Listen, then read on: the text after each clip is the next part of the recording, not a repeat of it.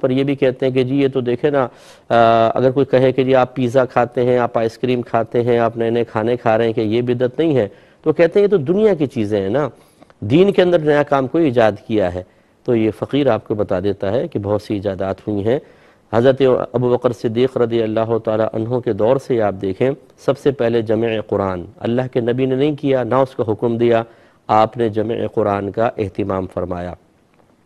پھر دور فاروقی کے اندر تراویح کی جماعت کا اہتمام، دور عثمان غنی رضی اللہ تعالی عنہ میں پہلی جمعے کی پہلی اذان۔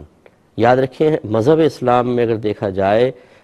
سرکار کے دور میں صدیق اکبر عمر فاروق رضی اللہ تعالی عنہما کے دور میں صرف جمعے کی ایک اذان ہوتی تھی، جو اذان ثانی کہلاتی ہے، جو خطبے سے بالکل تھوڑی دیر پہلے ہوتی ہے۔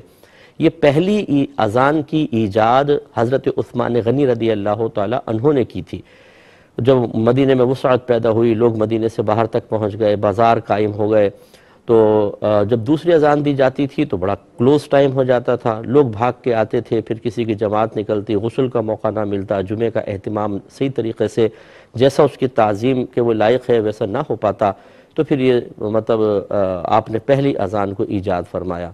اس کے بعد ایمان مفصل، ایمان مجمل، 6 کلمے، قرآن پاک پر اعراب، سپاروں میں اس کی تقسیم، مسجد پر گنبد اور مینار، مدارس کا قیام، پھر بخاری، مسلم، ترمذی، نسائی، ابو داؤد، ابن ماجہ، اس طرح حدیثوں کو جمع کرنا، ان کے عنوانات قائم کرنا، راویوں پر بحث کرنا، اسماء الرجال کے علم وضع کرنا، پھر ہمارے مدارس میں سلیبس کا قیام، مخصوص سلیبس، اس تاریخ کو کلاسیں شروع ہوں گی، اس تاریخ کو ختم ہوں گی، اس تاریخ کو دستار بندی ہوگی، پھر ہمارے جلسے جلوس، یہ سب کے سب نئی چیزیں ہیں، اور سب اس میں پوری امت انوالو ہے۔ جو شخص یہ نعرہ لگائے کہ جی فلاں چیز بدعت ہے، فلاں بدعت ہے، حالانکہ اس پر مسلمانوں کی بہت بڑی تعداد عمل پیرا ہو رہی ہے، علماء کرام، مفتیان کرام نے اجازت دی ہے، وہ بالکل غلط کر رہا ہے۔ اس لیے کہ اگر وہ ایک چیز کو بدعت کہتا ہے تو پھر اللہ تعالیٰ نے اہل علم کو پیدا کیا ہوا ہے، کوئی مر نہیں گئے سب لوگ، اس کو پھر یاد دلایا جائے گا کہ خود آپ 50 بدعتیں ایجاد کیے ہوئے ہیں۔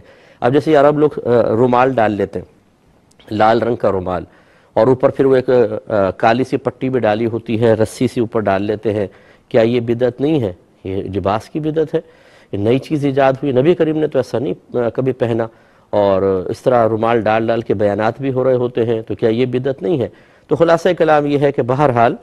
بدعت کا ہم نے آپ کو مفہوم بتایا۔ اب جو بھی عمل آپ کے سامنے آئے، آپ اسی ترازو پہ پرکھیے، اور آپ آسانی سے فیصلہ کر سکتے ہیں کہ کون سی بدعت قبیحہ ہے، کون سی حسنہ ہے، اور کون سی مباحہ ہے، اور ان میں اگر ڈاؤٹ پیدا ہو تو پھر علماء موجود ہیں، ہم ان سے معلوم کر لیں۔ آپ بالکل جیسے اب مثال کے طور پہ یہ ربیع الاول کا مہینہ ابھی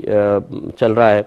اور اس میں بہت ساری چیزیں ایسی ہوتی ہیں جن پر ڈاؤٹ پیدا ہوتا ہے، یا ڈاؤٹ پیدا کیا جاتا ہے کہ جی یہ نئی چیز ایجاد ہوئی ہے، تو یہ اس قسم کی جو علماء کی سرپرستی میں جب کوئی کام ہو رہا ہو، تو پھر یاد رکھیے کہ علماء خدا نخواستہ ایسا نہیں ہے کہ وہ خوف خدا سے خالی ہوتے ہیں، وہ اسی چیز کی اجازت مرحمت فرماتے ہیں جو ان کے نزدیک صحیح ہوتی ہے۔ ہاں، اب اگر لوگ ان میں خرافات پیدا کر دیں تو ایسا نہیں ہو سکتا کہ علماء ہر خرافات کو جائز قرار دے دیں۔ بعض اوقات فی نفسی عمل صحیح ہوتا ہے، اس کے ساتھ چیزیں غلط شامل کر لی جاتی ہیں، تو ہمیں غلط چیزوں کو دور کرنا چاہیے، نہ کہ ٹوٹل عمل کو ہی غلط قرار دے، یہ غلط ہے۔